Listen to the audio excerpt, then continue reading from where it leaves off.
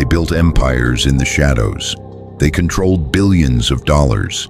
They corrupted governments, ordered assassinations, and shaped the global underworld. From the streets of Chicago, to the jungles of Colombia, to the prisons of Mexico. These are the men who turned organized crime into global industries. This is not fiction. This is power built on fear. Tonight, we break down the 9 most dangerous crime bosses in modern history, how they rose, how they ruled, and how some of them fell.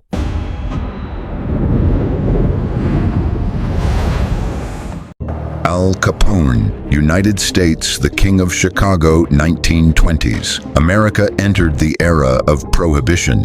Alcohol was banned nationwide, but banning demand only made it more profitable. And in Chicago, one man saw opportunity where others saw restriction. His name was Alphonse Gabriel Capone. Born in Brooklyn to Italian immigrant parents, Capone didn't start as a kingpin. He started as a street gang member in New York before moving to Chicago under the mentorship of crime boss Johnny Torrio.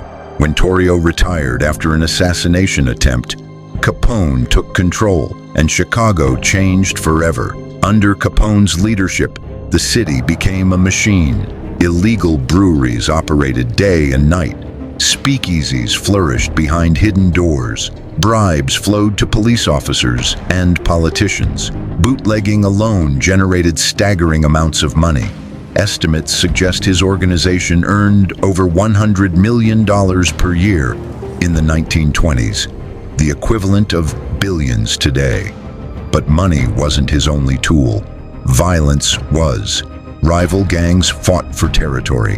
The most infamous moment came on February 14th, 1929. The St. Valentine's Day Massacre. 7 members of a rival gang were lined up against a wall and executed by men dressed as police officers. The message was clear. Chicago belonged to Capone. Despite his brutality, Capone cultivated a public image. He donated to charities, opened soup kitchens during the Great Depression, posed for cameras as a businessman. To some, he was a villain. To others, he was a symbol of rebellion against an unpopular law. But behind the image, the federal government was building a case, not for murder, not for bootlegging, for taxes.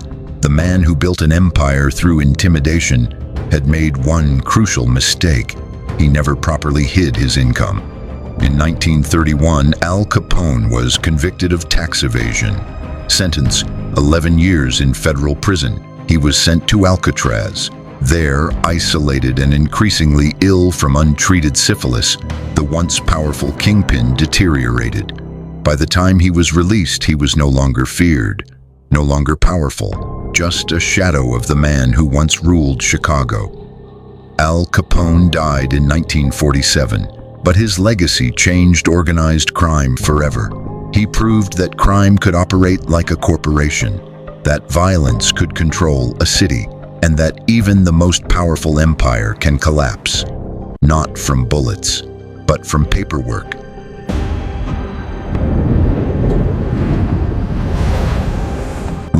Luciano, Italy, United States, the architect of modern organized crime. In the violent world of organized crime, most bosses ruled through fear, but one man ruled through something far more powerful: structure. His name was Lucky Luciano, born Salvatore Lucania in Sicily, Italy. He immigrated as a child to New York City in the early 1900s. The streets of Manhattan were brutal. Immigrant gangs fought for survival, territory, and power. Luciano learned quickly. By his teenage years, he was already running small rackets, extortion, gambling, protection schemes. But Luciano was different from the old Mafia bosses. They believed in tradition. He believed in business. During Prohibition in the United States, when alcohol was banned nationwide, organized crime exploded.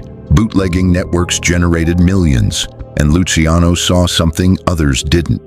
The chaos between gangs was bad for profit. Then came the turning point. In 1931, Luciano helped orchestrate the downfall of the old Mafia leadership, including powerful boss Joe Masseria. It became known as the Castellamarese War, a brutal mafia conflict that reshaped the American underworld. When the war ended, Luciano did something revolutionary. Instead of one supreme boss, he created the Commission, a governing council of crime families, a corporate board for the Mafia. 5 families in New York City would share power, resolve disputes, and avoid destructive wars. The system worked. Crime became organized, structured, international. Luciano built connections between Sicily and the United States, linking criminal networks across the Atlantic.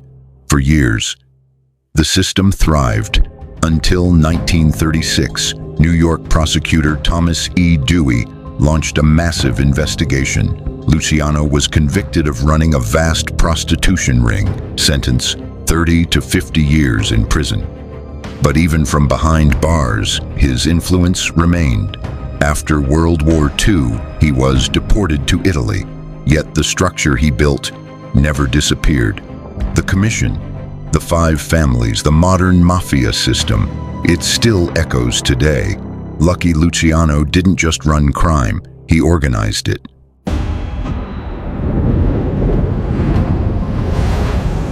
Semyon Mogilevich, Russia and Ukraine, the phantom of global finance. In the world of organized crime, some bosses rule with guns, others rule with fear, but one man ruled with something far more dangerous: money. His name is Semyon Mogilevich.